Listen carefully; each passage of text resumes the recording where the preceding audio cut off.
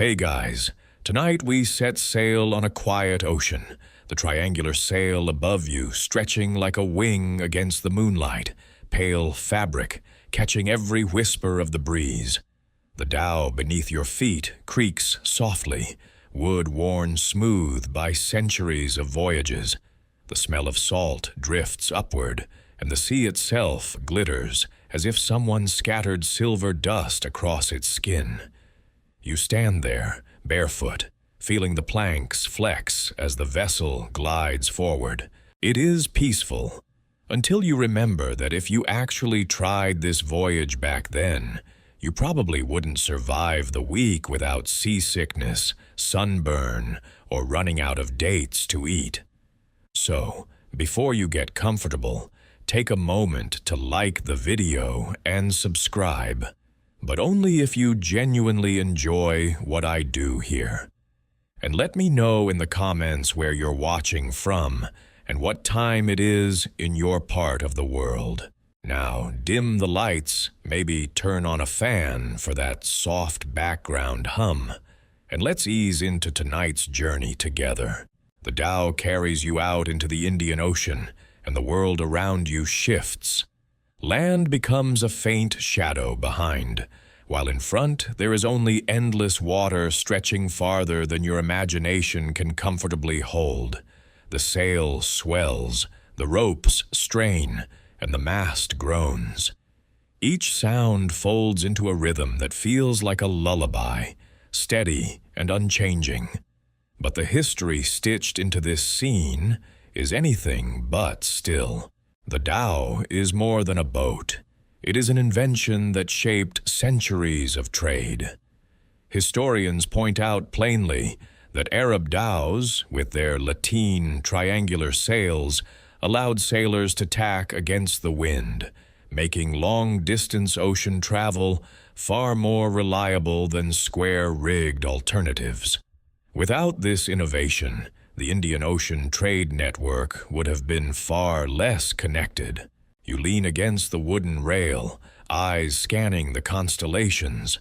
Somewhere in the back of your mind, you realize ancient sailors didn't have GPS or even a reliable compass at first. They read the stars, listened to the waves, and memorized patterns of swells. There's even a quirky tidbit about sailors claiming they could smell land before they saw it.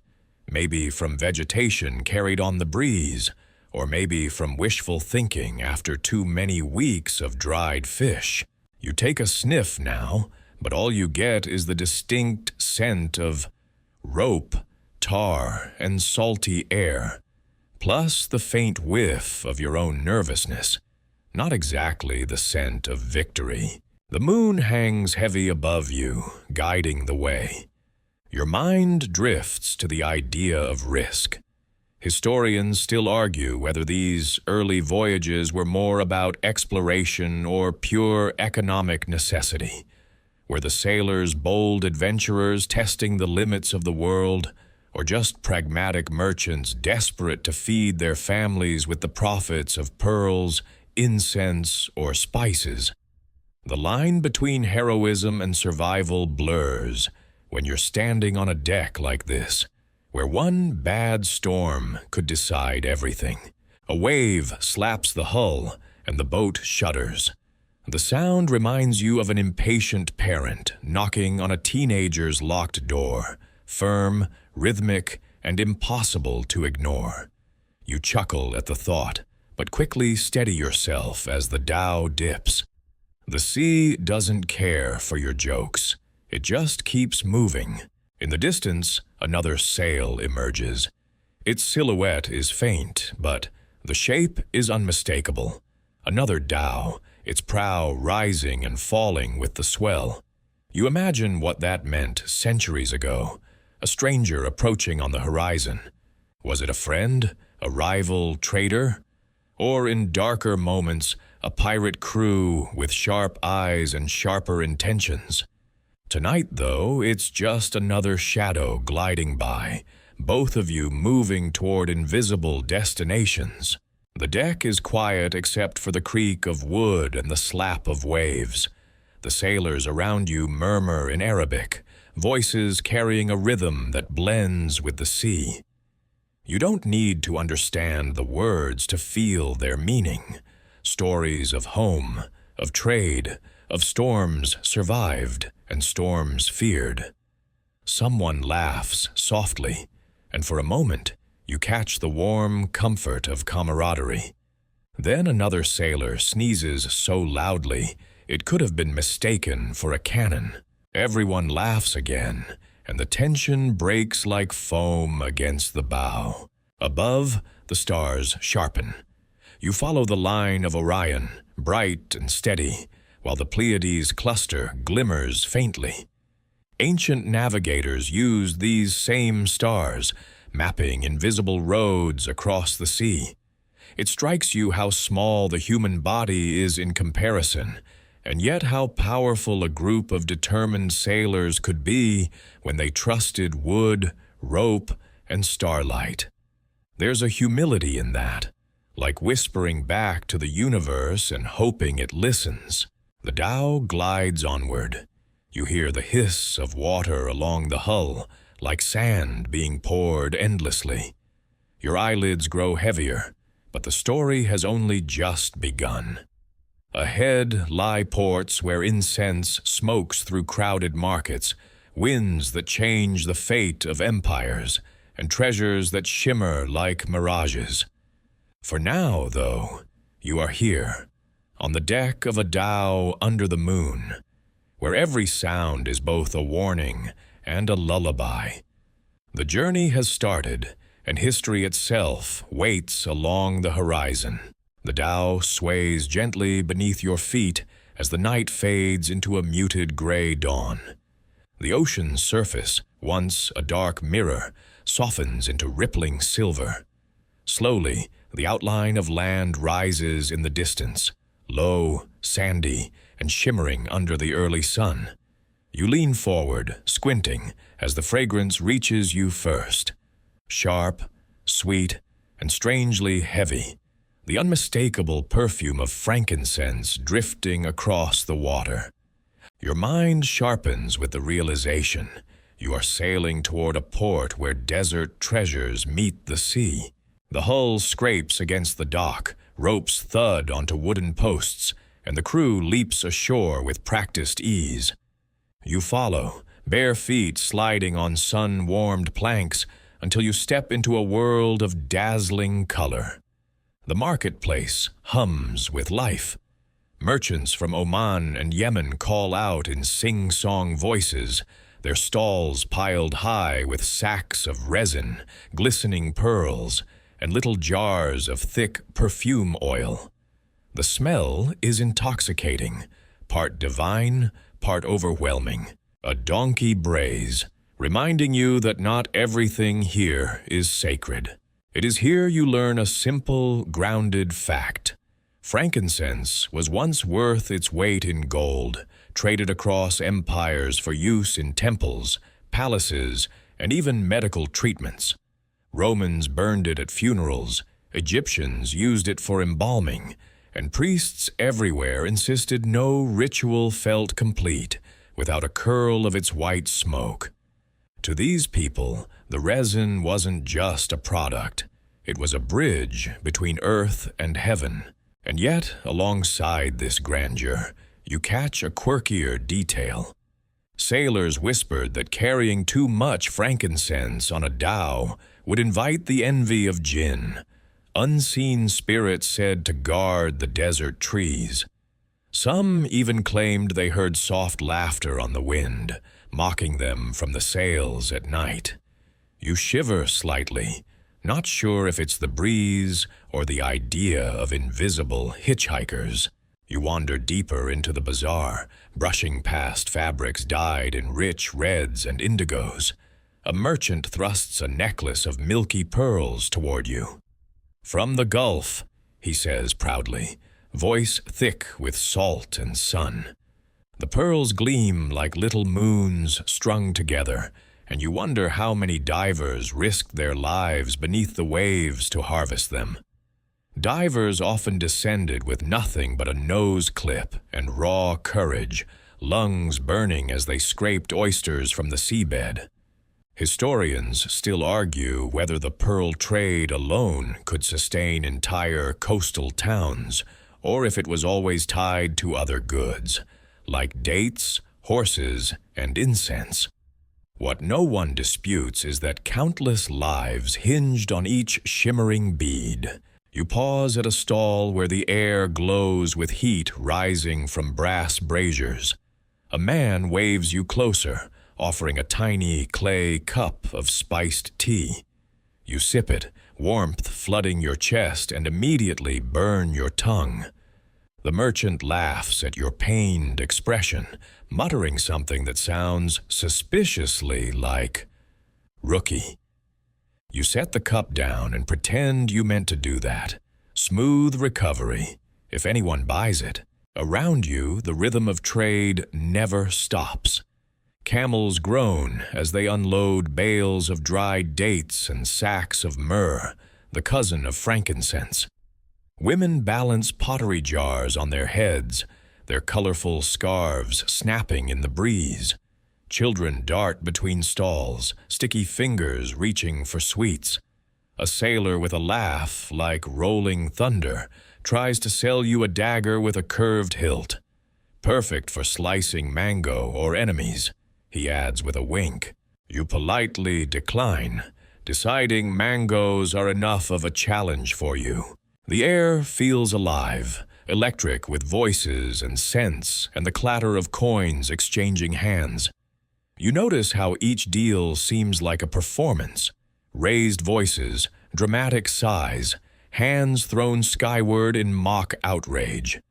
Then the buyer and seller clasp hands, grinning, as if both walked away victorious. Negotiation here is less about conflict and more about dance, loud, messy, and oddly joyful. Beyond the market stalls, the city sprawls into dusty alleys lined with coral stone houses. You hear the call to prayer echo from a distant minaret, its clear notes riding over the hum of the crowd. The sound mingles with the ocean breeze, reminding you that life here is both rooted in faith and open to the wider world. Your gaze lingers on the horizon, where the monsoon winds will soon turn. Merchants glance up, too, calculating days, weighing risks, and whispering about when to set sail. Everyone knows the wind is not just weather, it is the ruler of fortune. You tuck this thought away, because your own journey with the wind is about to begin. For now, though, you stand in the heart of a market that smells of smoke and sweetness, dazzled by pearls that glow like frozen stars, and slightly annoyed at the persistent donkey trying to chew on your robe. You brush it off gently and laugh, realizing that history isn't just grand empires and mighty ships. It's also small, stubborn creatures determined to get in your way. The Dhow waits at the dock, sails slack for now, but ready to rise again when the winds call. You can almost hear it whisper, "The sea is not done with you yet." The bazaar fades behind you as the Dhow once again rocks gently beneath your feet. The sail unfurls, catching the first playful tug of the seasonal breeze. You look up, and for a moment it seems like the canvas has come alive, straining toward the horizon with impatience. The crew ties ropes, mutters prayers, and keeps glancing skyward, not at the stars this time, but at the sky itself. Everyone here knows the truth. On this ocean, the monsoon winds are the real captains. A mainstream fact settles into your thoughts. For centuries, Indian Ocean trade was possible only because sailors mastered the timing of the monsoon winds. Between November and March, the northeast monsoon carried ships from Arabia and Africa toward India. Between April and September, the southwest monsoon carried them back again. Without this rhythm, dhows would have been stranded, trade routes severed, and spices left to rot in coastal warehouses. The wind wasn't just weather, it was destiny. You lean against the wooden rail and close your eyes. The air itself feels different, humid, dense, heavy with promise. Somewhere inside your ribs, a quiet drumbeat begins. Maybe it's your heart keeping time with the waves, or maybe it's just seasickness announcing its rude arrival. Either way, you cling to the rail, whispering encouragement to your stomach like it's an underperforming student. The crew bustles around you, adjusting the sail to catch the shifting currents of air. A wiry old sailor with a beard white as foam taps his nose knowingly and tells you, "Smell the change." You inhale, cautiously. All you get is salt, tar, and a suspicious whiff of dried fish. You nod anyway because, honestly, you're not in a position to argue with a man who's probably crossed this ocean more times than you've crossed the street. Somewhere in the mist of history, a quirky tidbit floats up. Medieval sailors sometimes claimed they could hear the winds changing before they felt it, a faint whistling in their ears like a ghostly flute. Was it superstition, or just the heightened senses of men who lived their lives on the water? Historians still argue whether these seafarers were more guided by science, stars, currents, weather, or by instinct sharpened into near mystical skill.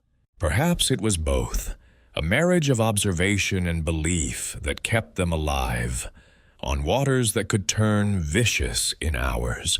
The dhow tilts, catching a stronger gust. The sail snaps taut, ropes groan, and suddenly you are no longer drifting, you are flying. The prow lifts and falls like a horse galloping across invisible plains. Spray slaps your cheeks, cool and sharp, and the world becomes motion. The hiss of water, the slap of waves, the whoosh of wind sliding past canvas. It feels like the entire ocean has woken up and decided to carry you somewhere far beyond your imagining. One of the younger sailors grins and shouts, something in your direction, pointing at the horizon. You squint and see nothing but endless blue. He laughs anyway, shaking his head as if to say, "Rookie." You're not offended. It's hard to feel insulted when you're too busy holding on to the rail like it's your new best friend. Still, amid the rush, there is calm. You realize that this rhythm has guided human history as much as kings, armies, or inventions. The monsoon decided which ports thrived and which withered. Entire cities rose on its schedule, then faded when new winds, or new powers, shifted its course. Somewhere out there, an Indian merchant waits for peppercorns, a Yemeni priest waits for frankincense, and a Chinese courtier waits for ivory or amber. All of them depend on this same gust now tugging at your hair. A squawk interrupts your thoughts. A seagull lands boldly on the mast, fluffs its feathers, and stares down at you with a look of utter disdain. You salute it, mock formal, and mutter, "Captain?" The bird blinks once, unimpressed, then leaves a small, unpleasant gift before flying off. The crew laughs, and you add target practice for seabirds to your list of unexpected job titles. The sun climbs higher, painting the water with gold streaks. You notice how the sea changes color with the sky, now greenish, now deep blue, now almost black beneath a cluster of clouds. You wonder how many sailors found comfort in this shifting palette, and how many found only dread. Either way, they kept sailing, trusting the same winds that now push you toward the far side of the ocean. By afternoon, the Dhow surges steadily eastward, the coastline shrinking into memory. The marketplace's spice-laden air is gone, replaced by the raw breath of the sea. Ahead, unseen shores wait, India perhaps, or Zanzibar again, when the winds turn back. For now, the air hums with possibility, the sails swell with invisible force, and you are caught between the push of the sea and the pull of history. The Dhow creaks like an old storyteller, whispering that every voyage is a gamble, every gust both gift and threat. You grip the rail and smile into the wind, realizing you're no longer just a passenger. You are part of the rhythm now. One more heartbeat in the long, restless song of the monsoon. The Dhow leans gently into calmer waters as land takes shape on the horizon once more. At first, it looks like any other shoreline. Green smudges of palms, the dark line of forest, a haze of humidity. But as you draw closer, scents hit you like an ambush. Sweet, sharp, and spicy all at once, the air itself seems seasoned. You step onto the dock and feel your senses explode. This is Zanzibar, island of spice, crossroads of the Indian Ocean. You wander through narrow streets where the walls are coral stone and wood, carved doors gleam with brass studs, and every corner hums with life. The bazaar here is unlike the incense stalls of Arabia. Cinnamon bark curls in open baskets, cloves glisten like tiny black nails, nutmeg shells crack beneath wooden pestles. Even the ground feels fragrant, as though centuries of spice dust have seeped into the soil. A vendor waves a bundle of cardamom pods at you, and before you can protest, he shoves them under your nose. Your sinuses clear instantly, like an ancient form of nasal surgery. Congratulations, you're cured. Here you remember a plain, grounded fact. Zanzibar was the heart of the clove trade, once producing nearly the entire world's supply. Its fertile soil and humid climate made it perfect for spice cultivation, drawing Arab, Persian, Indian, and later European traders into its orbit. To control Zanzibar was to control the perfume of kitchens and palaces alike. But amid these earthy realities, a quirky tidbit floats to you from a chatty merchant. Some sailors swore that cloves could ward off evil spirits at sea. They tied small bundles to the mast, hoping misfortune would take one sniff and turn back. Whether or not the spirits cared, at least their ship always smelled like a festive dinner. The market pulses with sound. You hear the pounding of mortars grinding spices, the chatter of buyers haggling with dramatic sighs, the high-pitched laughter of children weaving between stalls. A woman in a brilliant red scarf sells you a small pouch of saffron threads, warning with a wink that if you spill it, you'll stain your clothes forever. You tuck it carefully away, though part of you wonders if she just pulled off the most expensive practical joke in history. Historians still argue whether the spice boom enriched Zanzibar's local communities or merely turned them into pawns for outside empires. Did wealth truly filter down to the island's farmers and artisans, or was it siphoned upward by sultans and foreign merchants? The debate lingers in the streets, hidden behind carved balconies, and fragrant sacks piled high in shadowy shops. You step into a courtyard where fresh coffee boils in brass pots, sweetened with sugar and laced with cardamom. The aroma is dizzying. You sip, sigh with bliss, and promptly burn your tongue again. The same merchant from the frankincense market would probably laugh at you right now. You decide to keep this accident quiet. The day stretches on, and the city reveals its layers. Arabic mingles with Swahili, Persian words float through the air, and snippets of Indian songs drift from a doorway.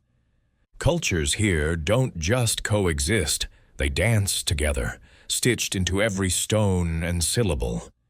The ocean brought them, the spices kept them, and history wrote them into the heart of Zanzibar.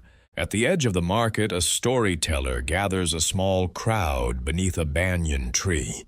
His hands sweep through the air as he describes distant storms, ghostly ships, and sea serpents that sneezed pepper whenever disturbed. The crowd laughs, coins clink into his basket, and you can't help but smile. Maybe history isn't always written in dusty tomes. It lives here, in stories told with spice-stained fingers. As evening falls, you stroll back toward the Dhow. The air thickens with the aroma of cloves roasting, cinnamon simmering, and someone frying fish on an open flame.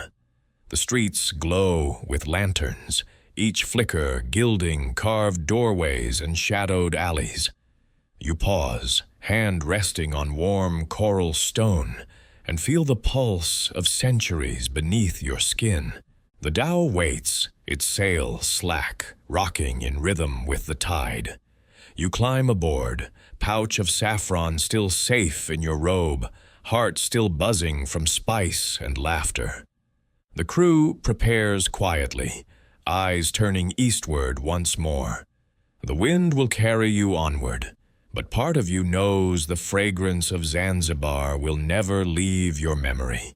The Dhow eases back into open water, its sail swelling gently as you leave the spice-soaked air of Zanzibar behind. The sea smells raw again, salt, wood, and a faint tang of seaweed clinging to the ropes. The sailors move with quiet efficiency, as if the rhythm of waves and wind has stitched itself into their bones. This time, though, the cargo beneath your feet feels different. Tightly bound sacks of coffee beans, folded carpets rolled like sleeping serpents, and bundles wrapped in leather that hold desert treasures. You soon realize that the Dhow is not just carrying goods from coast to coast. It is tethered to a far greater web of trade stretching inland. Caravans of camels plod across deserts, their bells jingling, bringing goods down to the ports where sailors like these await.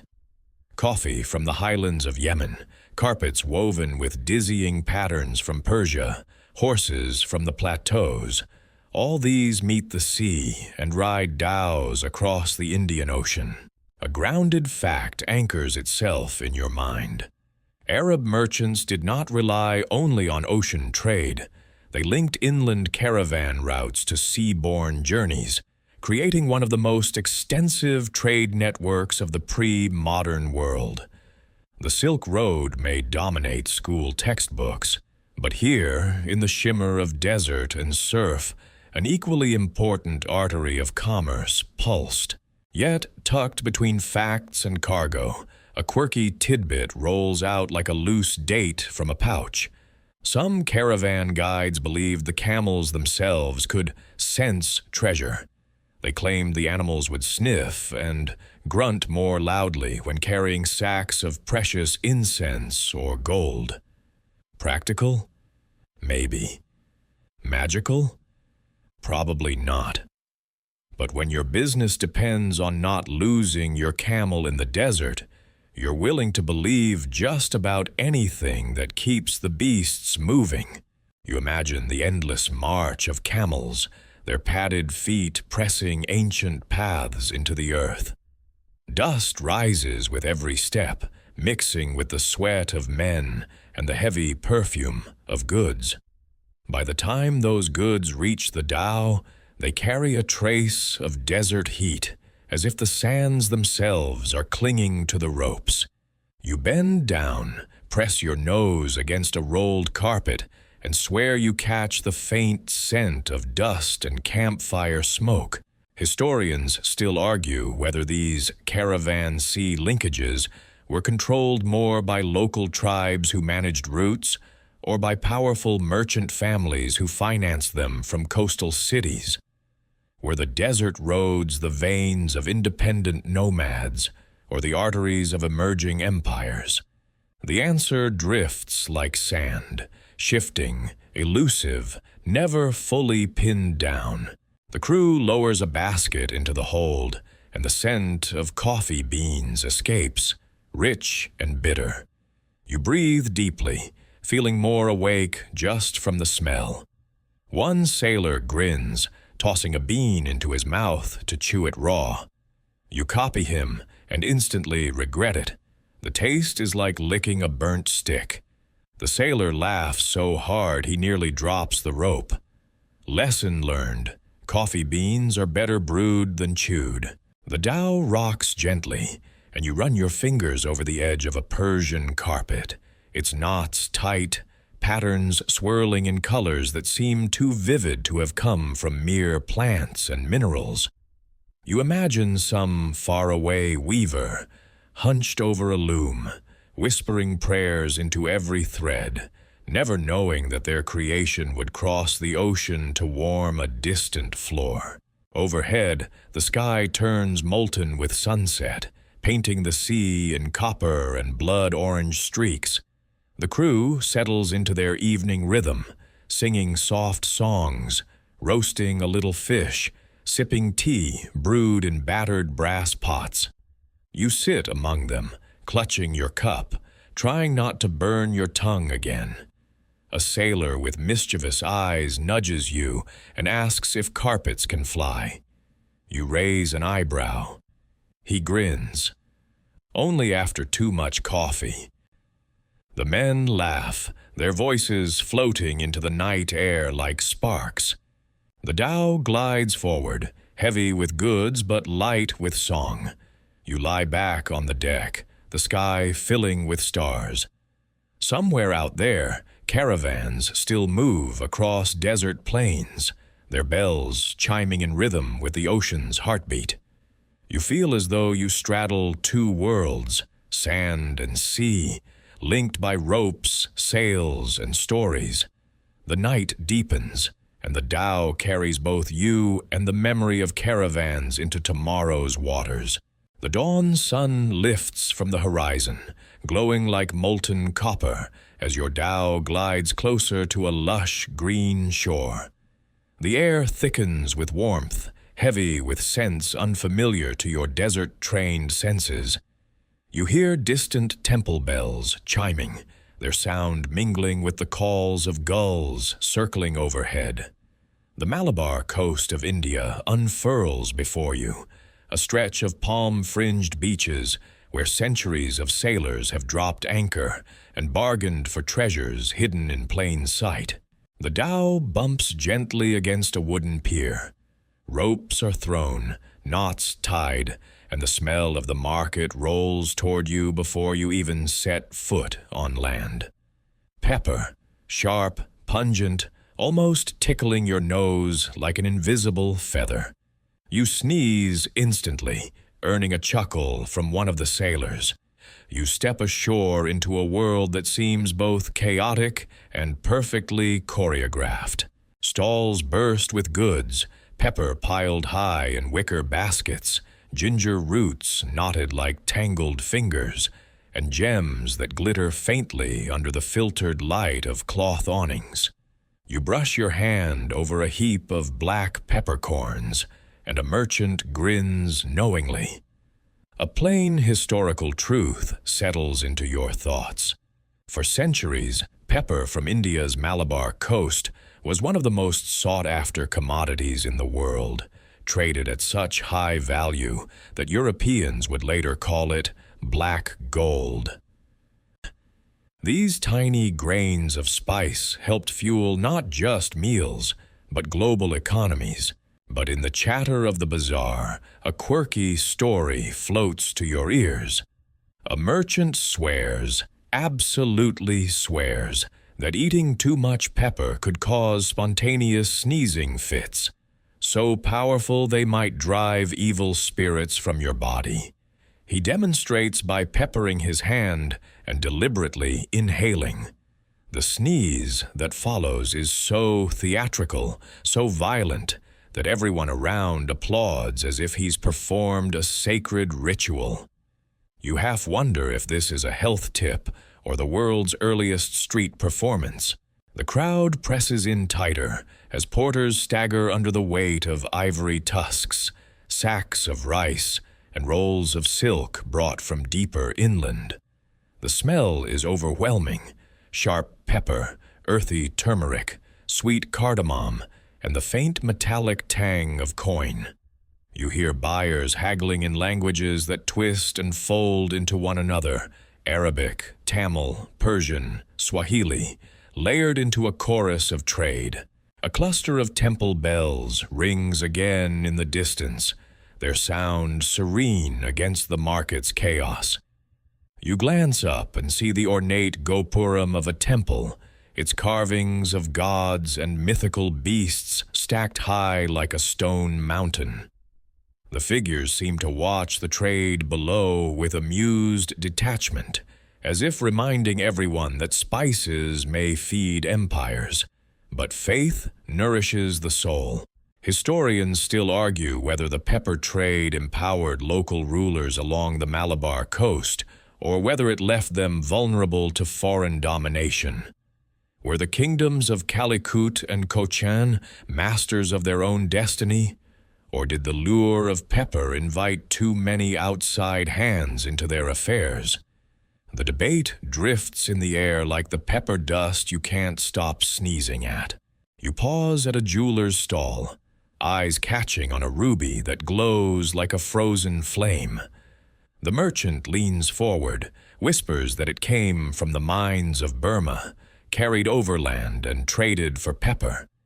He smiles knowingly, as if holding a secret you'll never fully unlock. You nod politely, deciding that your pockets and your budget are safer left empty. A sailor from your dhow appears, balancing a sack of pepper on his shoulder, and jokes that you should invest now before prices rise. You tell him you'll wait for a pepper sale, and he groans so loudly it might echo across the ocean. Humor, apparently, doesn't always cross linguistic boundaries. As the sun climbs higher, the market grows even louder, the air hotter, and the trade more frantic.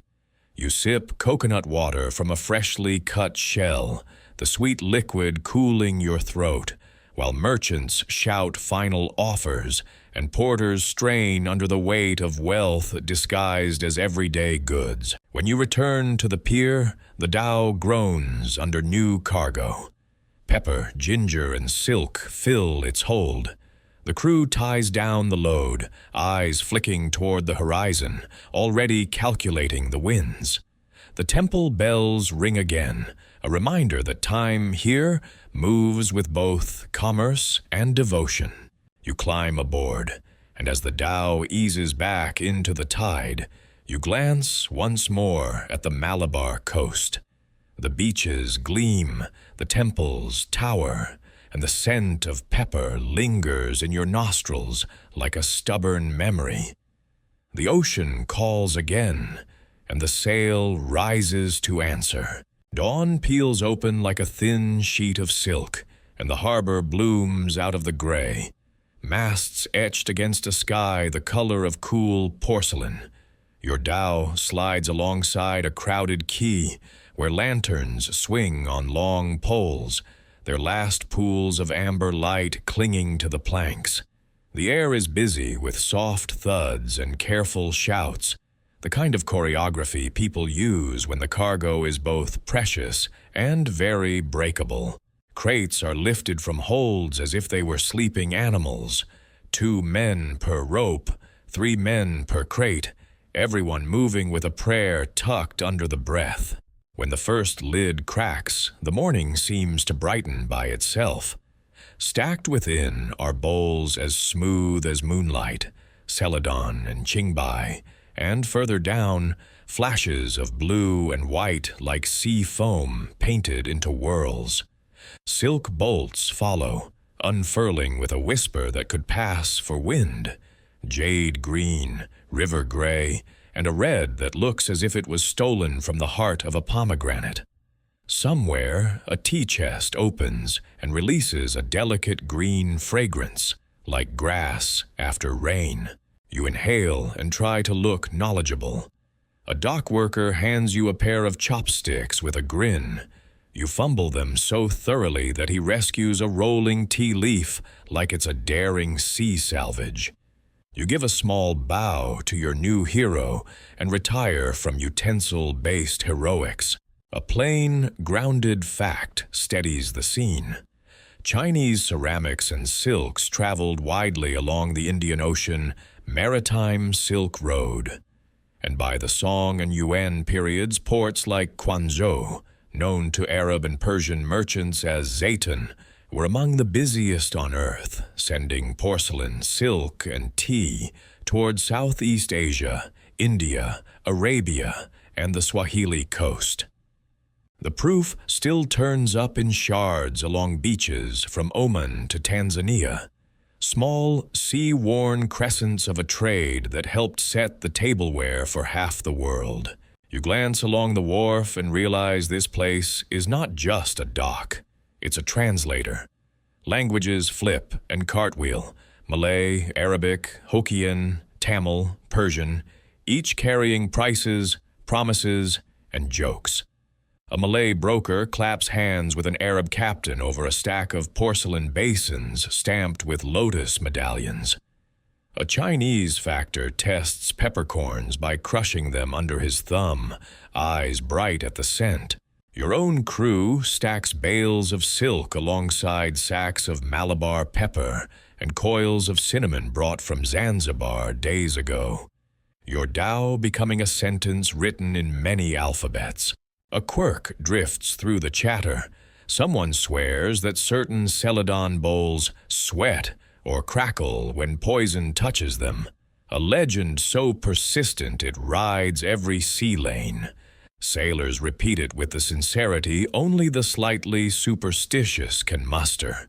You watch a merchant pour plain water into a bowl and squint, waiting for the glaze to twitch. Nothing happens, of course. But to be fair, if the bowl could talk, it would probably ask for hazard pay. The sun climbs a finger's width, and the work quickens. Silk bolts are weighed, porcelain is tallied, teas are slotted by leaf and fragrance. The blue on some plates glows like midnight under frost, and a Persian buyer taps the glaze with a fingernail, listening for the bell-like note that promises good clay and careful firing. A quiet aside passes between two older traders about the cobalt in the blue. How the finest once came west to east, Persian ore giving Chinese kilns a color that sailed back again as treasure. Trade, you think, is a patient loop. It always finds its own tail. Tea? Offers a vendor in a bamboo hat, already pouring. You sip, and the warmth spreads in polite waves. He warns you it's strong. You nod bravely, and then your eyelids open a fraction wider than dignity recommends. He chuckles and says, "You now have harbor eyes." You decide that's flattering, and absolutely not the look of someone who just met the business end of concentrated caffeine. On the far side of the quay, 3 porcelain jars wobble in a sling. Everyone inhales in unison. A sailor steadies the rope with 2 fingertips, and the whole crowd exhales like a single creature. "Good grip," you tell him. "Good insurance," he replies. You look down at your sandals and try to radiate the aura of a person who has never broken a dish in their life, which is, admittedly, an ambitious fiction. A small ledger waits on a barrel top, its columns filling with careful characters and looping scripts. Numbers march, ink shines, hands blot and stamp. Historians still argue whether Arab dhows routinely sailed all the way to Chinese ports like Quanzhou in most centuries, or whether exchanges more often happened in stages, in Sri Lanka, in the Straits, in Malacca, hand to hand, ship to ship, culture to culture. The truth might be a tide line between both. Some voyages went the long arc.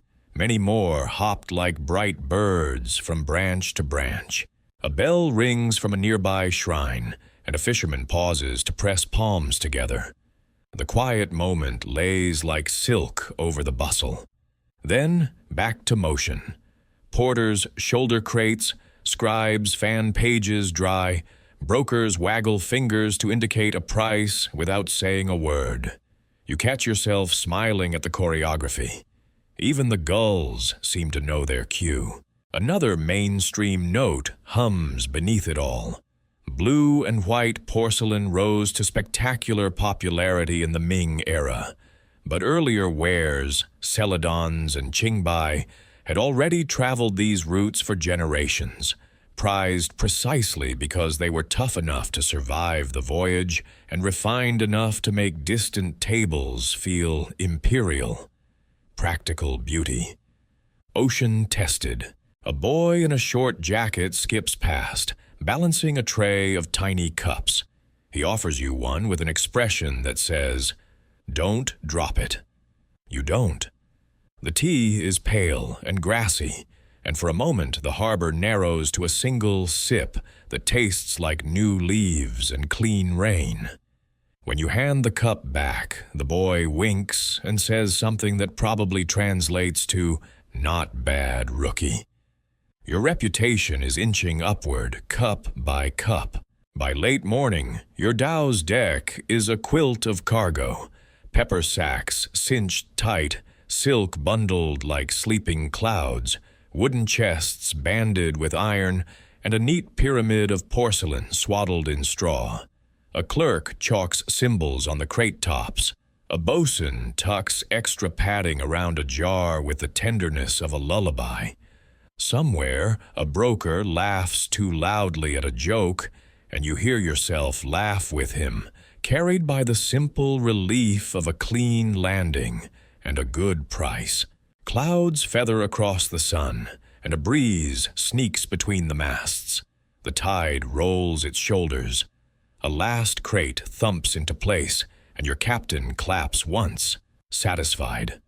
Around you, other dhows and junks are coming and going, their hulls tracking lines on the water like ink strokes.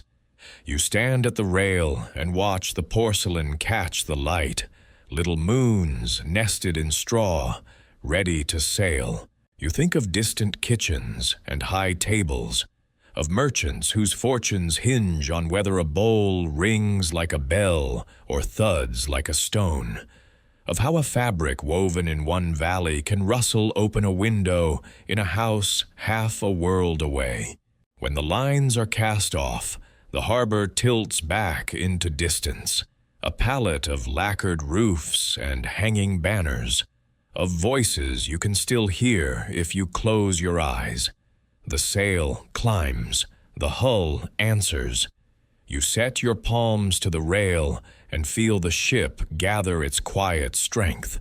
The glow of silk and porcelain stays behind on the quay, and also somehow comes with you, folded into the Dhow's shadow as it noses out toward the lane, where wind, current, and old agreements keep time together, hour after hour, century after century.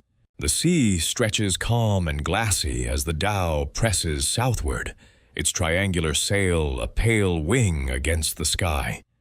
Days drift like beads on a string, sunlight shimmering on water, the creak of ropes, the soft murmur of sailors. Then, almost like a mirage, land appears where you least expect it. Green peaks rise from the horizon, wreathed in cloud, their slopes tumbling straight into the sea. The crew murmurs one word with quiet recognition. The Comoros. You step onto the shore where black volcanic sand crunches beneath your feet. The air is heavy, lush, thick with scents you can't quite untangle.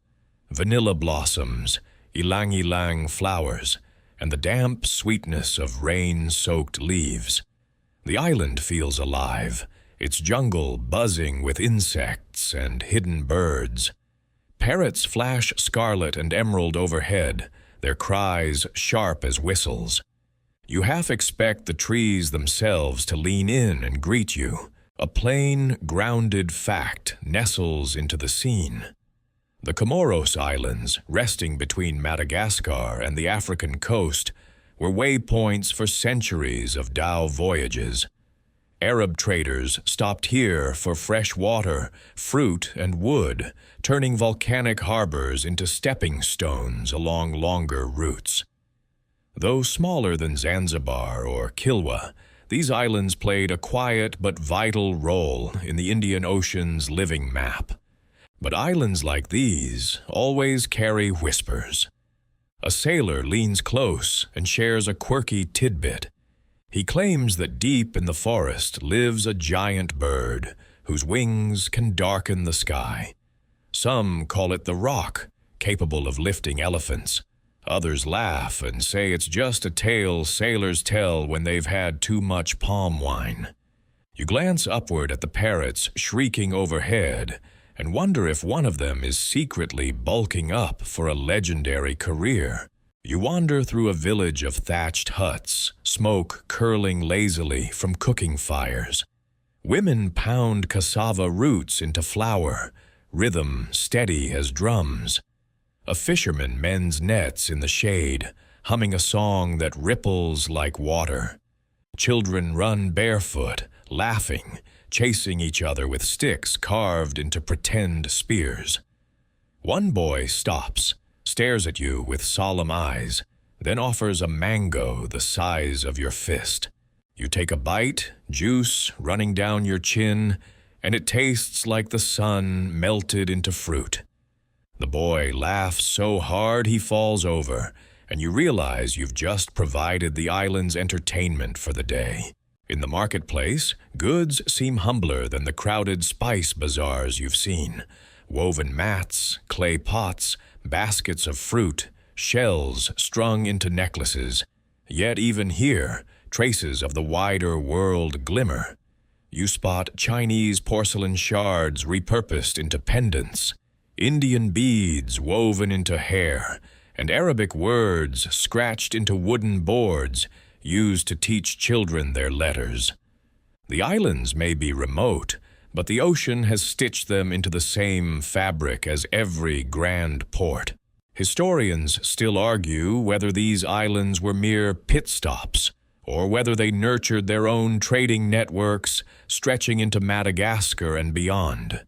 Were they passive recipients of goods, or subtle brokers weaving connections between larger powers? The question lingers like mist on the volcanic slopes, never fully settling. A sailor from your dhow beckons you toward the forest edge. Together, you step beneath a canopy. So dense, it feels like walking into another world. Ferns tower overhead, vines twist like ropes, and somewhere a gecko chirps with the self-importance of a rooster. You pause at a clearing where steam rises from cracks in the earth, hot springs bubbling straight from volcanic veins. The sailor dips a finger, hisses at the heat, then dares you to try.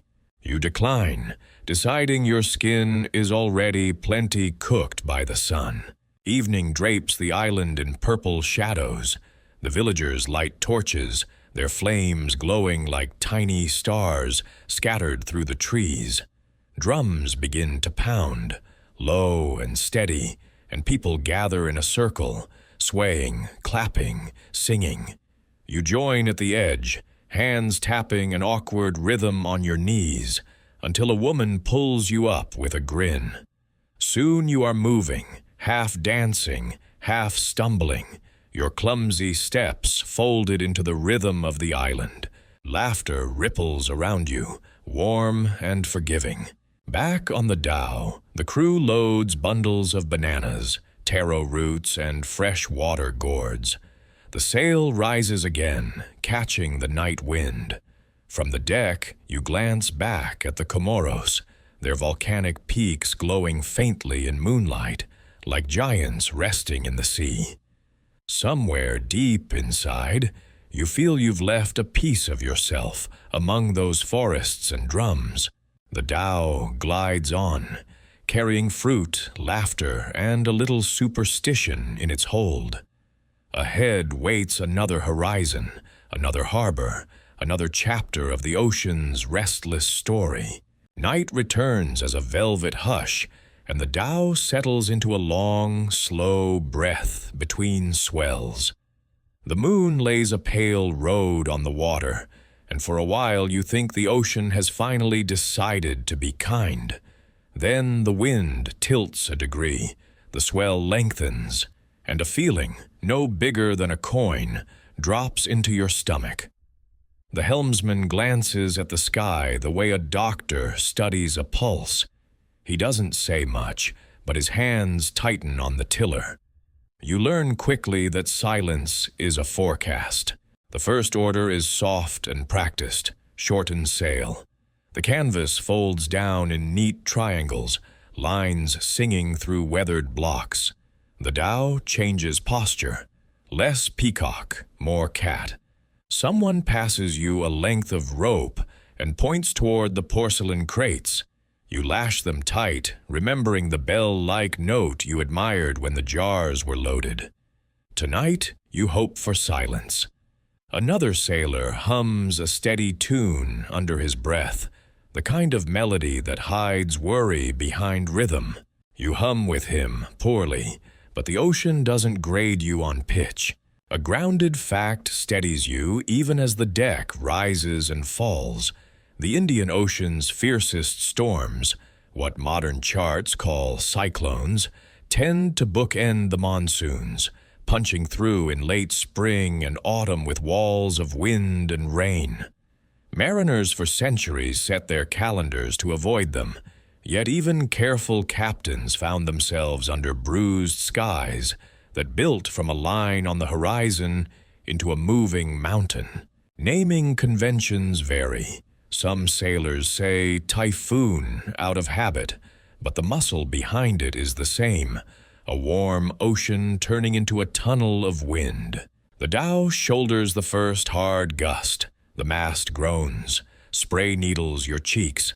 The helmsman bears off just enough to ease the strain. In the bow, a boy ties a charm to the rail, a knotted cord with 5 small shells and the painted outline of a hand. A quirk surfaces in your mind. Crews along these routes sometimes painted eyes on a bow or fixed amulets to the mast so the ship could see through storms and darkness.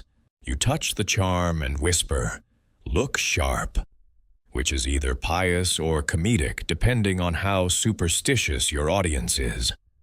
The boy nods solemnly. Apparently, your joke counts as a prayer tonight. Rain arrives not as drops, but as a curtain. The world reduces to rope, wood, breath. Lightning sketches the horizon. 1, 2. Far off, then nearer. You count the heartbeats to thunder, pretending this is a science lesson and not a measure of how quickly your courage can evaporate.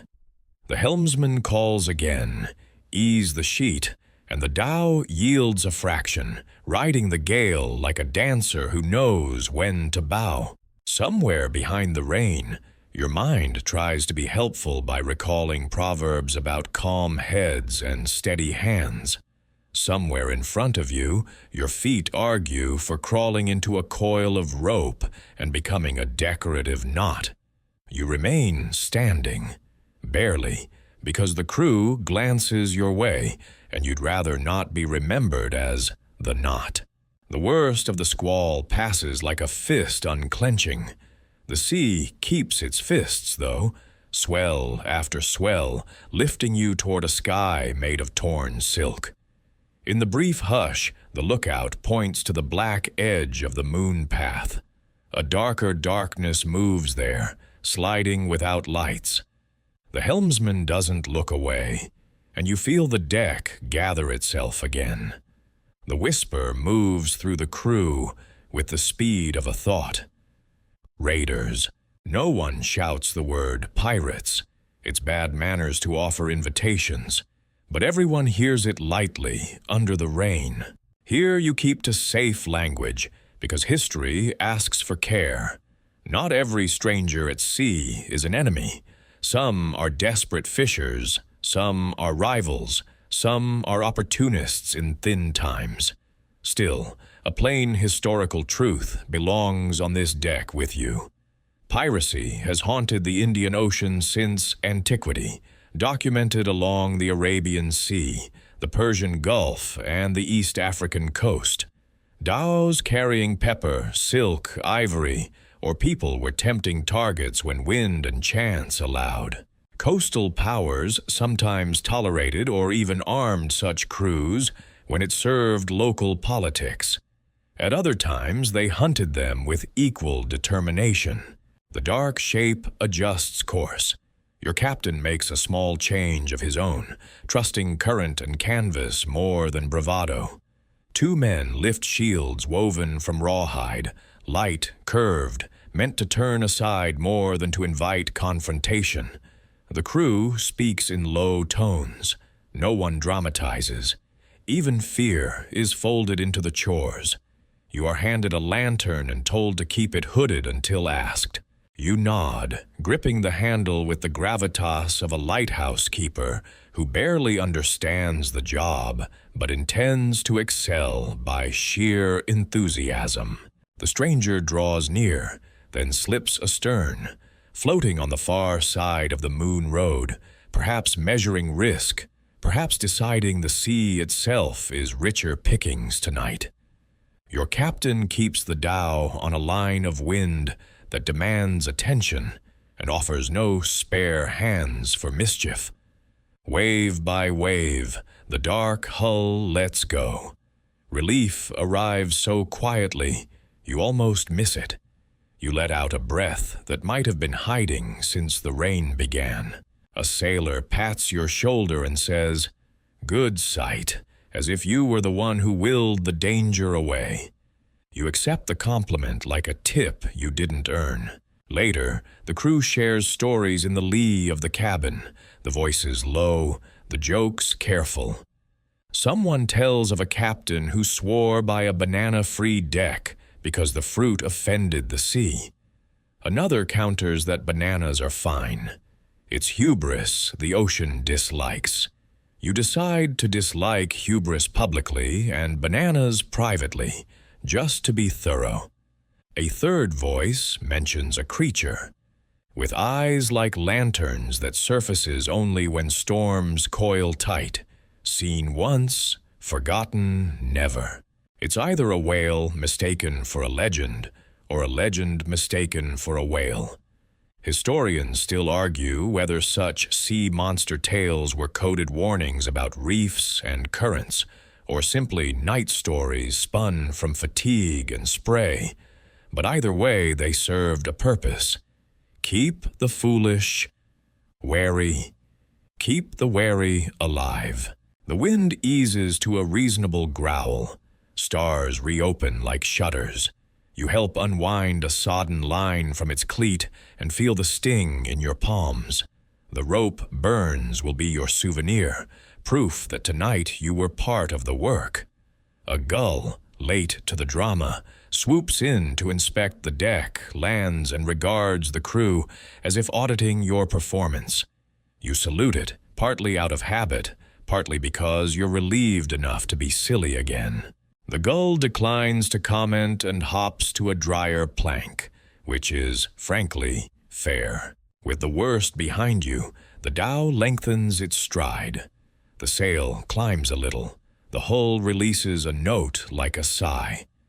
Somewhere ahead, dawn designs a thin line of pearl on the rim of the world. You lean on the rail and taste the air. Rain fresh, tinged with pepper dust and tea leaves that somehow escaped their crates, and realize this is how stories survive, by being told on decks after hard nights, by mixing a ledger's facts with a lantern's glow. Pirates fade, storms move on, legends molt and return with new feathers. But the rhythm remains. Watch, trim, hold, breathe, and you keep it now, almost without thinking.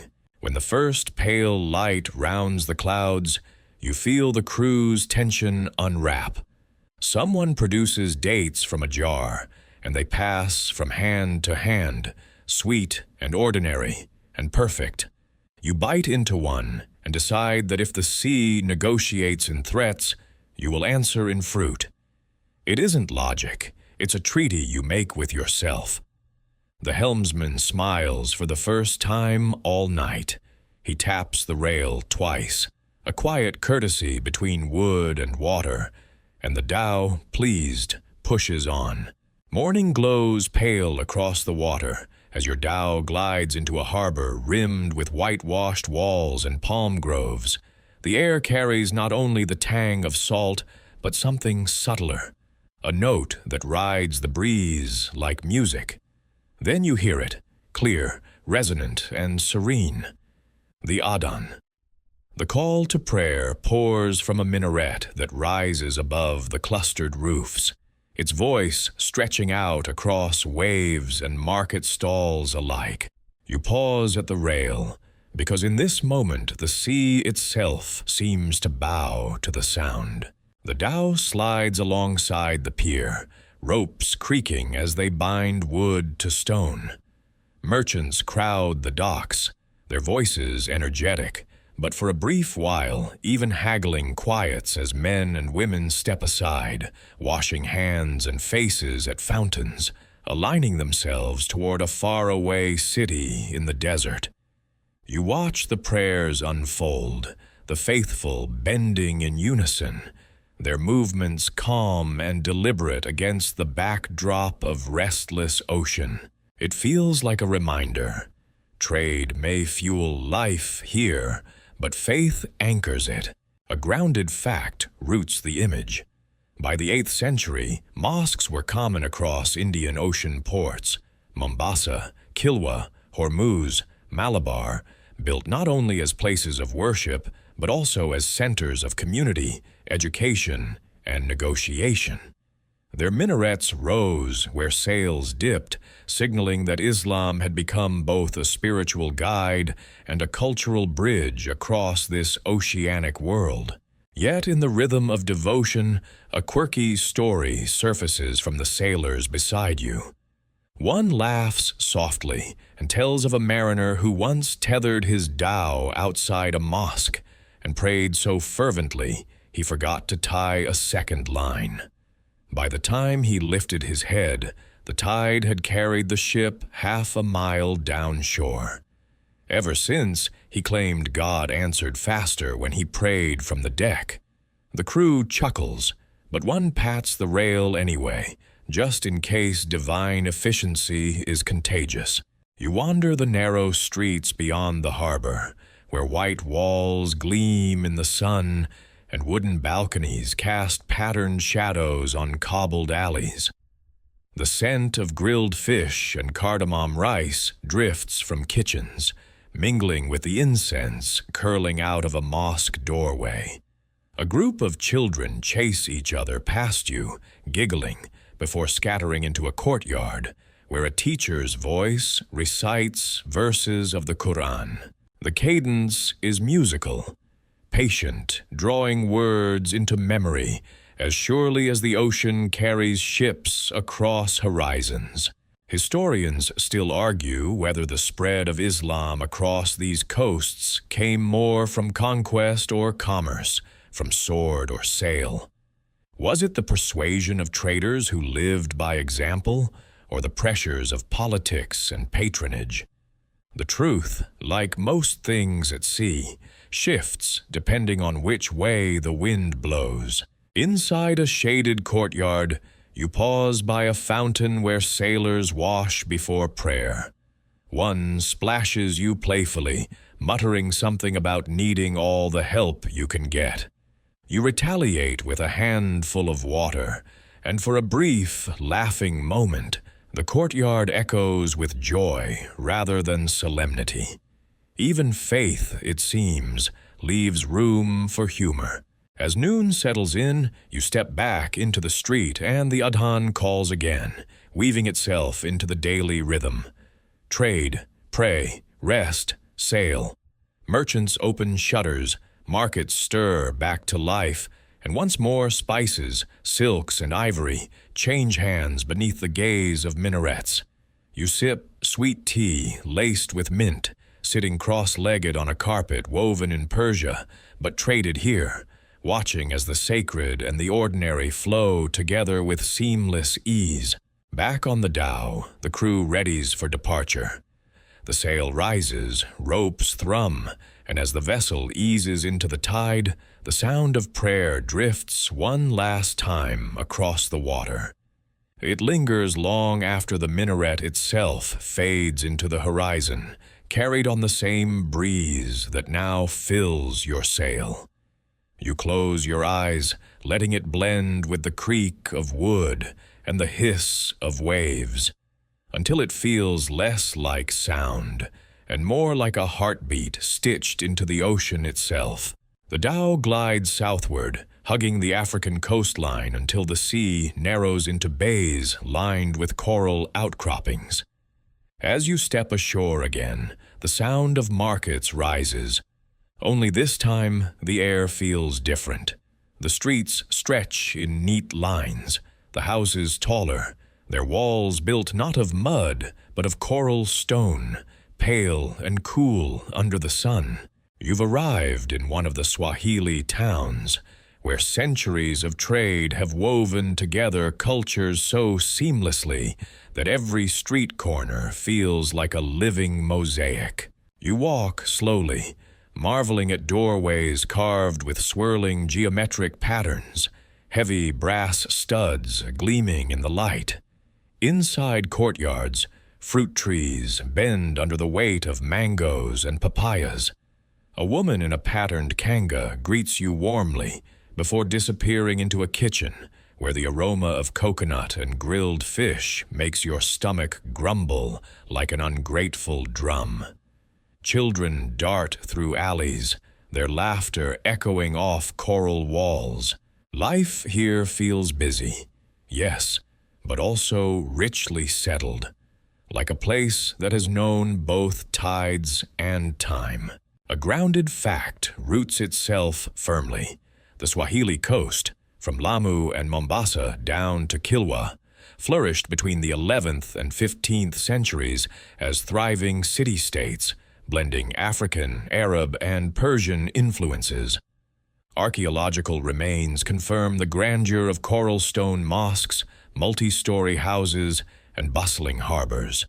Kilwa, in particular, grew so powerful that it controlled trade in gold from the interior, linking African wealth directly to the wider Indian Ocean world. Yet amid this grandeur, a quirky tidbit drifts your way from a storyteller perched on a low wall. He swears that some Swahili houses had carved doors not only to show wealth, but also to trap evil spirits. Spirits, he insists, are easily distracted by complicated patterns. They stop to count the swirls and forget entirely about haunting the inhabitants. You stare at a particularly dizzying spiral and feel a sudden, irrational urge to start counting. Perhaps the spirits really do get stuck on math homework. The market square hums with energy. You see ivory tusks stacked like pale pillars, gold dust measured with shells, Chinese porcelain shining in the sunlight, and Persian rugs unfurled like gardens at your feet. Traders speak Swahili, a language itself woven from Bantu grammar and Arabic vocabulary, switching with ease into Persian or Hindi when needed. The effect is dazzling, as if words themselves have become a currency. Historians still argue whether the Swahili towns were fully independent states ruled by local elites, or whether they leaned heavily on Arab and Persian settlers for their prosperity. Were these cities African kingdoms with foreign influence, or cosmopolitan experiments born directly from the sea? The debate lingers like the sea breeze, shifting with perspective. You wander into a mosque built from coral blocks, its roof supported by mangrove beams, its mihrab carved with delicate shells. The air is cool and shaded, the silence interrupted only by the soft shuffle of sandals on stone. Outside, you hear the marketplace again, trade and prayer, life and belief flowing together like tide and current. Back on the main street, a group of sailors beckon you to join them for a meal. You sit cross-legged on a woven mat as bowls of coconut rice, spiced fish, and mango chutney are set before you. You take one bite and nearly weep, either from joy or because the chili was hiding in plain sight. Your companions roar with laughter at your expression, pounding the mat in delight. You gulp water and mutter something about fiery diplomacy, which earns you a friendly clap on the back. Evening settles, and the town transforms. Lanterns flicker in carved niches, the white coral walls glowing gold under their light. The harbor echoes with music, drums thumping, flutes trilling, voices weaving songs in both Swahili and Arabic. You find yourself swaying with the rhythm, feet tapping, heart easing into the melody of a culture that has no edges, only blends. From the deck of your dhow, you look back one last time. The town glitters like a necklace along the coast, coral and lanterns catching the moonlight. You realize that what you've seen here is more than trade.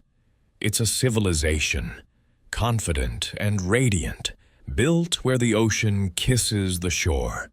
The sail rises, wind fills, and you drift back into the sea, carrying the memory of coral streets and voices that speak in many tongues but share one rhythm.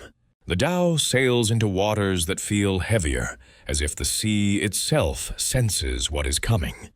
The horizon sharpens with strange silhouettes, masts taller, hulls broader, sails cut square instead of triangular. These are not dhows, not the graceful vessels you've known. These are European ships, their timbers thick, their decks bristling with something new and unnerving. Cannons. You steady yourself at the rail as the realization sinks in. The Indian Ocean is about to change. On the shore ahead, a fort rises like a clenched fist, its stone walls jutting into the waves. The banner snapping above it belongs to the Portuguese. A grounded fact echoes in your mind. In the late 15th and early 16th centuries, Portuguese explorers under Vasco da Gama forced their way into the Indian Ocean trade network, using naval firepower to seize control of key ports from East Africa to India. For centuries, Arab and Swahili merchants had sailed these waters largely unchallenged, but the thunder of European cannons rewrote the balance of power. A sailor beside you mutters, spitting into the sea, and tells a story with grim humor. He says when the Portuguese first fired their cannons at a dhow, the Arab crew thought the thunder was a divine curse and dove overboard before the cannonballs even landed. Whether true or exaggerated, it spreads among sailors as both warning and jest. You chuckle weakly, but your stomach knots all the same. As you step ashore, the smell of gunpowder lingers in the wind, blending uneasily with the familiar scents of spice and salt. Streets that once rang with the rhythm of haggling now echo with the bark of commands in a foreign tongue. Local traders keep their heads down, their voices softer, their gestures smaller, as Portuguese soldiers patrol the docks with rigid posture and eyes that weigh every movement. Historians still argue whether Portuguese control was ever complete or merely a noisy disruption, a flare of violence that reconfigured but never fully dominated the ocean's trade. Were they true masters of the sea, or temporary intruders who could never quite understand the currents of commerce already flowing here? The debate endures, but the cannons on the fort wall leave no doubt about who commands this particular harbor today. You pass a merchant you recognize from a Swahili town. His smile is thinner now, his stall sparse, his eyes wary. He shrugs when you ask about business, muttering that spices still sell, but at a price decided elsewhere. Behind him, two Portuguese men laugh loudly, examining a bundle of cloves. You sense the shift. The sea still breathes as it always has, but the rhythm feels interrupted, offbeat, imposed. Back at the quay, your dhow looks suddenly fragile beside the bulky European carracks. Their iron guns glint in the sun, their decks crowded with men in armor. Yet when the wind gusts, your dhow's triangular sail still snaps with grace. Ready to ride currents, these heavy ships struggle to follow. A sailor nudges you with a grin, whispering, "Big ships make loud noise, but small ships go where the wind wants." You laugh softly, grateful for the reminder that not all power comes from iron. Evening falls, and the fort looms in silhouette, its cannons silent for now. The sea laps at its walls, indifferent, eternal. You return to the dhow, the deck warm beneath your feet, and feel both fear and defiance in your chest. The sail rises, catching a steady breeze, and the vessel leans away from the shore. Behind you, Portuguese banners fade into the night. Ahead, the stars burn steady, ancient guides that no cannon can silence. The sail fills again, and the fort's hard outline shrinks behind you, yet the water keeps its memory of thunder. On the next coast, the air tastes of smoke and tamarind, and news runs faster than wind. Governors are meeting, captains are tracing routes on sand with sticks, and old agreements are being rewritten in whispers. You step into a shaded courtyard, where mats are spread and brass trays gleam. Men in long robes speak softly, fingers moving like compasses over an invisible chart. You sit at the edge, keeping your sandals quiet, and your questions smaller than the teacups. They talk of convoys that bunch like fists, of sailing by night with hooded lanterns, of zigzag tracks through reefs where big-bellied carracks fear to follow. A gray-bearded pilot taps 3 pebbles into a triangle and says, "Here we go fast, here we go quiet, here we do not go at all." Someone laughs, then stops, because the sea does not forgive optimism. You file the lesson away. Bravery is useful, but topography is better. A plain, grounded fact steadies the murmur. Along this ocean's rim, local powers fought to defend the trade that fed them. The Zamorin of Calicut resisted attempts to monopolize pepper in the early 1500s. Red Sea fleets backed by the Ottomans challenged European patrols in the Arabian Sea. And later, Omani rulers pressed down the East African coast, culminating in the long siege of Mombasa and the fall of Fort Jesus in 1698. That capture marked a turn, proof that cannon alone could not write permanent laws on water. After the council, you walk the harbor wall, where boys chase crabs and fishermen mend nets with needles like polished thorns. A sailor shares a quirk he swears by: keep a goat aboard and watch its appetite. When the animal refuses dates, a storm or trouble waits ahead. You picture a modern meteorologist filing a goat index, then decide the future may not be ready for this particular instrument. Still, you eye the nearest goat with new respect. It eyes you back like a skeptical accountant. Markets still open under these anxious skies. Looms click, pepper dust nips the nose, coral stone alleys echo with the holler of prices. You notice small changes, extra guards at the quay, scales checked twice, account books written in 2 scripts in case one is seized. A boy runs past with reed shafts for arrows and nearly collides with you. He apologizes and offers to teach you the bow. You manage to aim mostly at the ground, which, given the number of bystanders, is a strategic triumph. The boy nods gravely, as if you've just invented non-lethal archery. Neutral narration drifts over the bustle. Not all resistance wears a single banner. Some towns bargain, some pay, some fight, some simply sail around the problem. Inland powers nudge from behind, sultans who want customs dues, hill kingdoms that want beads and cloth, desert sheikhs who want safe passage for caravans. The ocean remembers them all only as ripples, but each ripple shifts where the next wave breaks. On a rooftop, you share tea with a clerk who keeps 2 ledgers, one for the official price and one for the real one. There is what canon says, he murmurs, and there is what wind allows. He smiles and adds, the wind wins more often.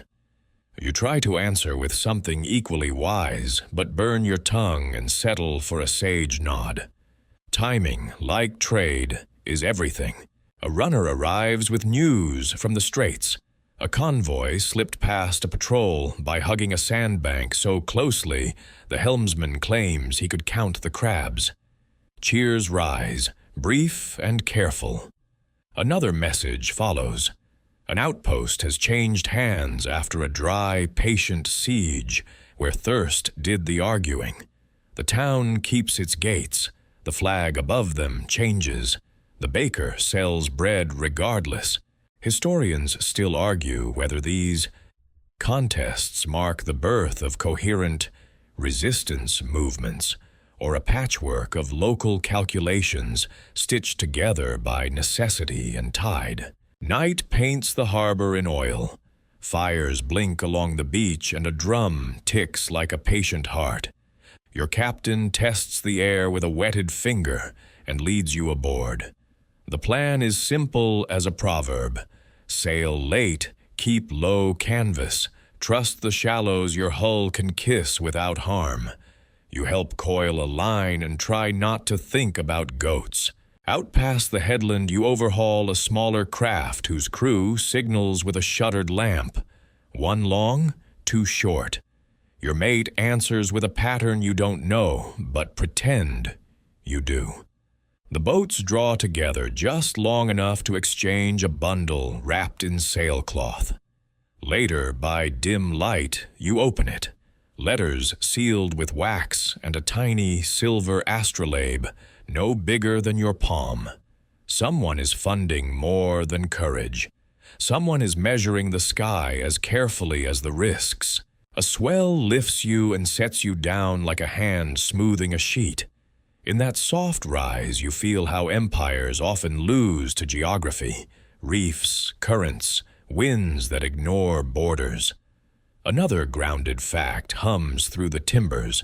When Safavid Persia, aided by English East India Company ships, seized Hormuz in 1622, the old Portuguese choke point at the Gulf's mouth broke open.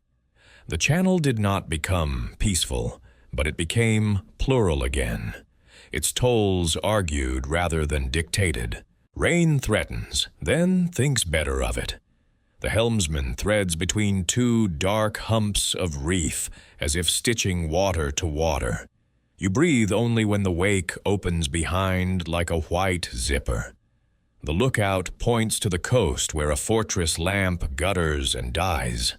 Either the oil has run low or someone decided that light should belong to the sea tonight, not to the stone. You drowse against a coil of rope and dream of ledgers turning into maps, lines to routes, numbers to winds. Waking, you catch fragments of talk. how caravans inland are rerouting to friendlier harbors, how a sultan offers reduced duties to any captain who brings news as well as goods, how oars are being stored on dhows that rarely use them, just in case the breeze chooses the wrong side during a chase. One sailor boasts he can row a league without blinking. Another claims he can blink a league without rowing. Both receive polite silence and more tea. At dawn, the water lies glossy, and you drift near a coast of scrub and pale dunes. Two riders wait on a low ridge, lances upright like the hour's hands. Your captain raises a strip of plain cloth, and a conversation begins in gestures. 3 fingers for 3 days safe, a circle for harbor, a wave for open sea. Coins change hands later on a beach where the sand squeaks like new shoes. You discover that diplomacy sometimes wears sandals and dislikes paperwork. By midday, you anchor in a mangrove cove where roots walk into the brine. Women wade among the trees with baskets, lifting oysters that flash like small moons. One cracks a shell, finds only a grain of sand, and flicks it into the water. "Give it time," she says. The line works for pearls, for politics, for most of life at sea. You climb the bow and look ahead. Somewhere beyond the haze, square-rigged hulls still patrol, forts still scowl, ledgers still split into 2 columns and then into 3. Yet the smaller arithmetic persists. 1 dhow, 1 wind, 1 secret channel that only shallow draft can love. You rest a hand on warm plank. The wood has seen masters come and go. It prefers weather. When the breeze stirs, you turn with it.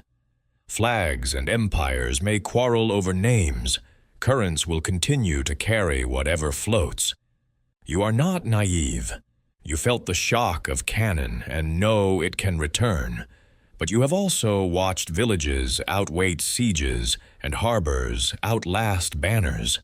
The ocean keeps the minutes patiently. Resistance here is rarely a shout. It is a tide that withdraws and returns, unhurried and relentless, wearing stone thin with persistence you can barely see. The crew laughs at something small, the way a crab steals a fish head, the way your turban insists on becoming a kite, the way tea tastes better when your hands smell of rope. You laugh too, because this is how people hold a line. With plans and ledgers, yes, but also with jokes, rituals, and the stubborn practice of tomorrow. The sail lifts, the dhow leans. You go. By afternoon, the sea gentles, and the coast redraws itself into a low ribbon of palms, warehouses, and roofs patched with tin. A long, hollow horn slides across the water, deep, industrial, the voice of a ship that eats coal or diesel instead of wind. You turn to see a black, smudged stack and a hull so high it shadows fishing skiffs like mountains shadow goats. The wake slaps your planks, and for a breath you feel the weight of centuries tilt. Steam first, then engines, then steel leviathans that turn tide into timetable. Your dhow keeps her line anyway, a small stubborn brushstroke on a canvas crowded with new machines. In the backwater of a creek, the world slows again.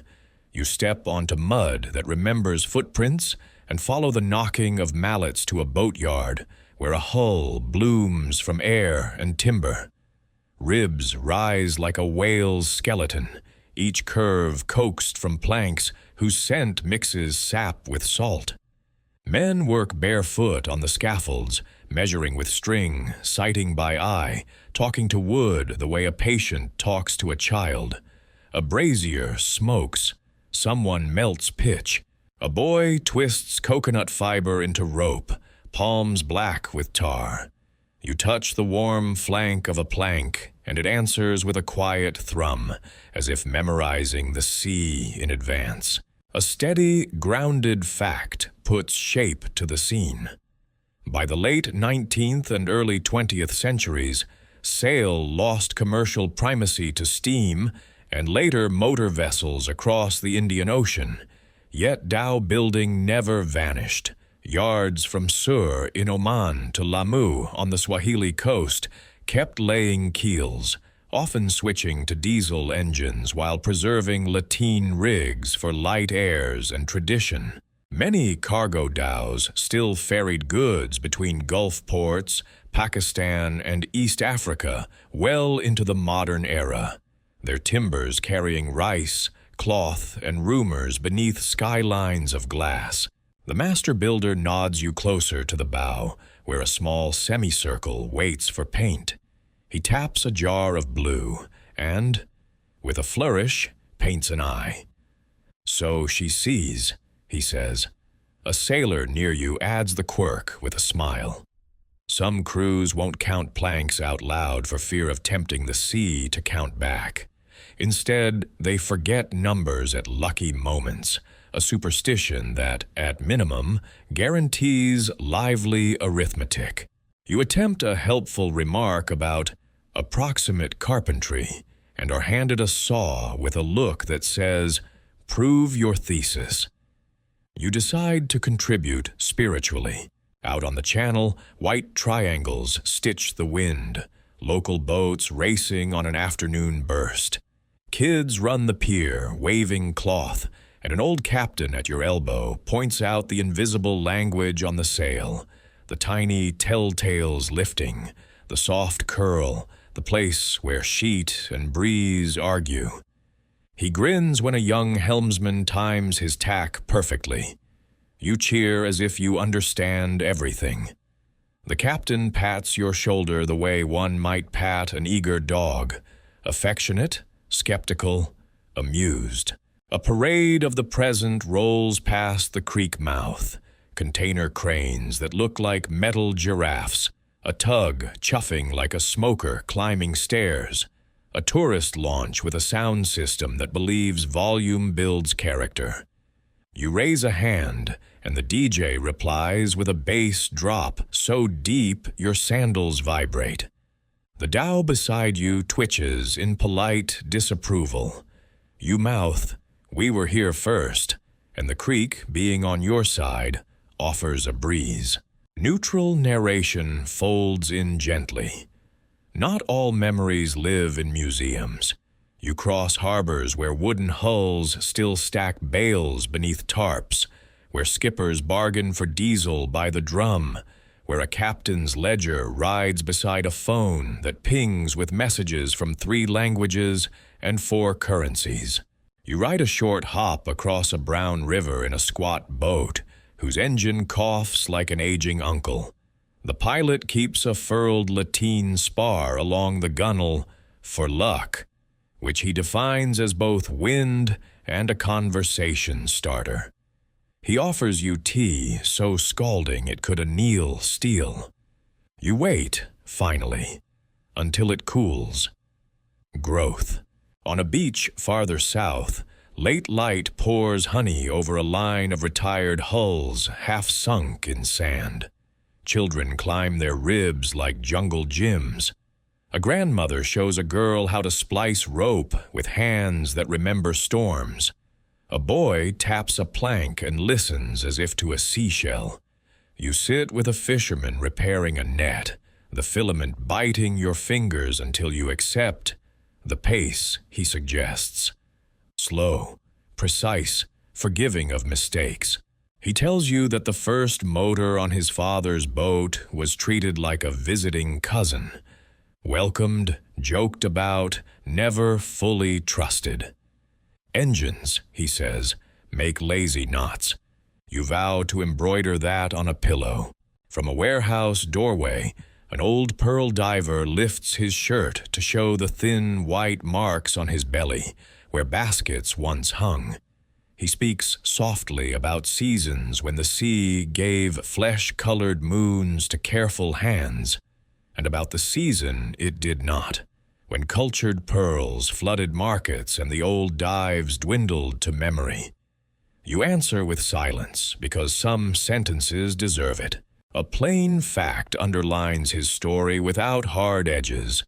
In the early 20th century, the rise of cultured pearls devastated natural pearling economies around the Gulf, and communities shifted toward new trades.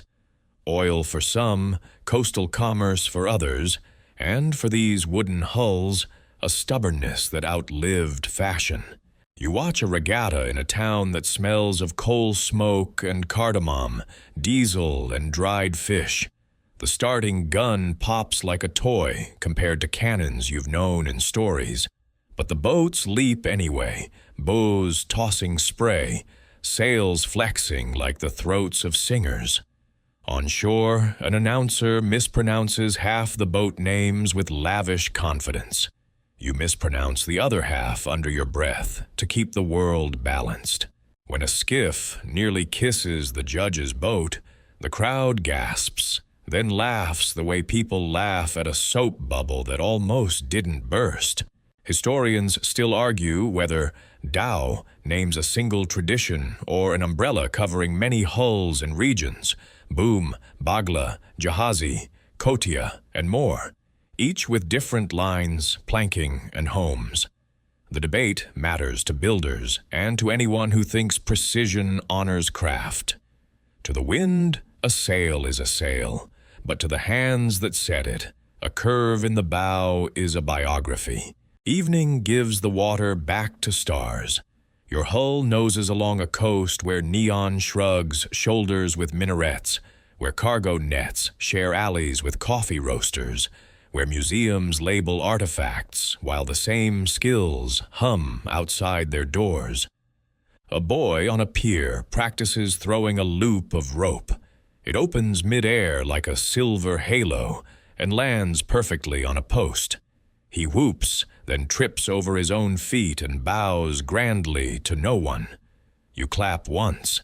He grins as if he recognizes a fellow beginner. On the last reach toward open water, the breeze steadies and the crew eases canvas to drink it. You stand by the mast and feel the ship's memory move up the spar and into your palms. Storms endured, markets found, languages borrowed, jokes exchanged, small braveries repeated until they became custom. Behind you, engines churn lanes across the map. Ahead, dwindling sails keep a promise to the horizon. Memory and survival share the same cloth. Patched, salted, sun-paled, strong. You lift your face to the wind and let the old rhythm do the talking. The night folds gently around your dhow as if the ocean itself has decided to hush. The sail hangs loose in a forgiving breeze, and the creak of wood becomes a lullaby. You lie back against a coil of rope, feeling the slow pulse of waves beneath the planks. The stars stretch wide, endless and calm, scattered across the sky like grains of spilled salt on dark cloth. For the first time in this long journey, there is no rush of market cries, no rumble of cannons, no sting of pepper in your nose. Only the sound of the sea breathing. The dhow rocks softly, and you sense how much history is carried in its timbers. The scent of frankincense still lingers faintly from Arabia. The ghost of Zanzibar's cloves seems caught in the ropes, and the shine of porcelain from China glows in the imagination of its hold. Every plank feels like a library of journeys, each scar a page written by wind and tide. A grounded fact rests with you. Dhows are still built and sailed today, in Oman, Yemen, East Africa, and beyond, not as the rulers of the ocean as they once were, but as cultural vessels, teaching tools, and proud reminders of heritage. Regattas still unfurl their sails, and fishermen still trust their balance of wood, wind, and patience. Then comes a quirk told by the helmsman with a wink. Some sailors believe if you fall asleep on deck beneath the mast, The sail will whisper your future in dreams. He shrugs and mutters, "But maybe that only works if you actually listen." You smile, wondering what your dream would hold. Another voyage, another port, or perhaps just the gift of rest. Historians still argue whether the Dhow should be remembered primarily as a tool of trade, as a cultural icon, or as a symbol of resilience in the face of shifting empires. Perhaps it is all three, carried in the creak of rope and the sigh of canvas. Perhaps the answer is not one thing, but the way all things blend, as tides blend fresh water with salt. The ocean grows quieter still. The crew's voices dim, replaced by the gentle slap of waves. You close your eyes, and the Dhow becomes a cradle on the water, rocking you not toward another port, but inward, toward memory, toward sleep. The sail flutters once, like a sigh, then steadies. History drifts beside you, whispering in a language older than maps. Now, as the Dhow settles deeper into the night, let yourself drift too. The pace slows, the sounds soften, and every detail fades into something gentle. Imagine the creak of wood beneath you, steady and familiar, rising and falling like a rocking chair on the porch of the sea. The waves no longer rush. They murmur, smoothing the edges of the day until they blur into quiet. Above, the stars spread endlessly, each one a candle lit in some far-off place, steady and unhurried. Their light doesn't demand attention. It simply waits, patient and constant, until your gaze softens and your breath matches the rhythm of the tide. You feel the weight of the journey ease from your shoulders, the busy markets, the storms, the laughter, the long days of wind and work, until only calm remains. The Dhow sways as if it knows you're weary, as if it has carried countless souls into this same quiet harbor of rest. The ropes no longer strain, the sail no longer tugs. Everything is balanced, everything is still.